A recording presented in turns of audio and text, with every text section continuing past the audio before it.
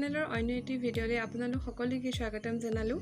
আজি মই লৈ আহিছোঁ এটা টেষ্টি ৰেচিপি, সেইটো হৈছে মাকৈৰ ঘুগুনি। ইয়াৰ কাৰণে মই 2টাৰ পৰা 3টামান মাকৈ যোনবোৰ পুৰত আছিলে সেইখিনি ভালদৰে গুটিবোৰ এৰুৱাই ল'লোঁ। আৰু লৈছোঁ 2টা মিডিয়াম সাইজৰ পিঁয়াজ, অকণমান লৈছোঁ আদা নহৰু, জলকীয়া, নিমখ, হালধি অকণমান, জলকীয়াৰ পাউডাৰ অকণমান, আৰু লৈছোঁ গোটা জিৰা। আপোনালোকে যদি ইচ্ছা কৰে জিৰা পাউডাৰো ইউজ কৰিব পাৰে। আৰু লৈছোঁ মই ফ্লেভাৰৰ কাৰণে কচুৰি মেথি। আৰু যদি আপোনালোকৰ তাত কচুৰি মেথি নাই তেন্তে আপোনালোকে মান ধনিয়াৰ পাতো ইউজ কৰিব পাৰে, কিন্তু কচুৰি মেথি দিলে খুব ধুনীয়া ফ্লেভাৰ এটা আহে। এতিয়া এই মাকৈখিনি মই এটা কুকাৰত হুইচেল মাৰিম, প্ৰায় 10টামান মাৰিম, যিহেতু মাকৈখিনি অকণমান পুৰত। 8-10টা আপোনালোকে চাই ল'ব, মাকৈখিনিৰ ওপৰত নিৰ্ভৰ কৰিব। আৰু তাৰপিছত এই আদা নহৰুখিনি মই পেষ্ট কৰি ল'ম। তাৰপিছত আমি ৰেচিপিটোলৈ আগবাঢ়িম। আহক চাওকচোন কেনেদৰে মই বনাওঁ। মই ইয়াত কেৰাহীখন পাতি ল'লোঁ আৰু তেলখিনি দিয়াত এইখিনি গৰম হ'ল। আৰু ইয়াত মই দি দিম জিৰাখিনি, যোনখিনি গোটা জিৰা আছিলে। তাৰপিছত মই ইয়াত দি দিম পিঁয়াজ, যোনখিনি মই কাটি থৈছিলোঁ।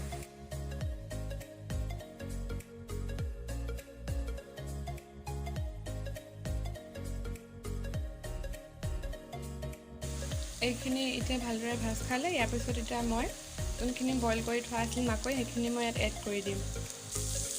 মই ইয়াত নিমখখিনি এড কৰি দিলোঁ। এতিয়া এইখিনি ভালদৰে লৰাই থাকিম, অলপ টাইম ভাজি দিম। তাৰপিছত ইয়াত অকণমান গৰম পানী ইউজ কৰিম প্ৰয়োজন অনুসৰি। ভালদৰে এতিয়া উতলিবলৈ ধৰিছে, মই মিডিয়াম ফ্লেমত এইখিনি অলপ টাইম আৰু অলপ থাকিবলৈ দিম। ইয়াত মই অকণমান গৰম পানী এড কৰি দিলোঁ। এতিয়া ঢাকনখন লগাই ভালদৰে সিজিবলৈ দিম। এইখিনি প্ৰায় এতিয়া হৈ গ'ল। ইয়াত আৰু এতিয়া মই দি দিম যোনখিনি কচুৰি মেথি আছিলে, ইয়াত ভালদৰে মই ফ্লেভাৰৰ কাৰণে এনেদৰে দি দিম। আৰু দি পেলাই ঢাকনখন লগাই পেলাই গেছটো অফ কৰি দিম।